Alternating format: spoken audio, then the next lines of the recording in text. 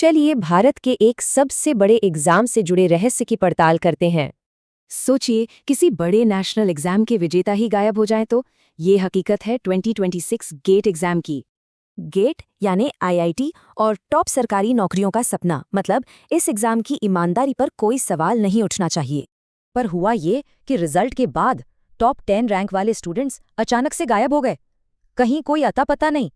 और शक की कई वजहें थीं, न सोशल मीडिया पर न किसी कोचिंग में, जैसे कोई था ही नहीं।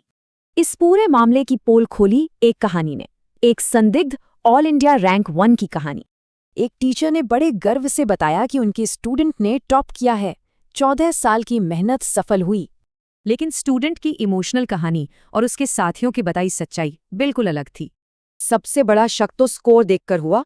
मॉक टेस्ट में 20 और फाइनल एग्जाम में सीधे 90 पार। और जवाबों का पैटर्न तो और भी अजीब था।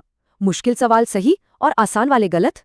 अब सवाल ये था कि क्या ये सिर्फ एक स्टूडेंट की कहानी है या घोटाला इससे कहीं ज्यादा बड़ा है। और फिर जांच में एक बहुत बड़ी कड़ी हाथ लगी। 2 स्टूडेंट्स, इलेक्ट्रिकल और इलेक्ट्रॉनिक्स के रैंक 1, दोनों ने एक ही रिमोट सेंटर से एग्जाम दिया था। और देखते ही देखते एक राष्ट्रव्यापी पैटर्न उभरने लगा। कई सेंटर्स पर एक जैसी धांधली की खबरें आईं। अब शक सिर्फ स्टूडेंट्स पर नहीं, बल्कि उस सिस्टम पर था जो ये सब होने दे रहा था। सच्चाई सामने लाने के लिए टीचर्स और स्टूडेंट्स ने एक 3 स्टेप जांच की मांग की है।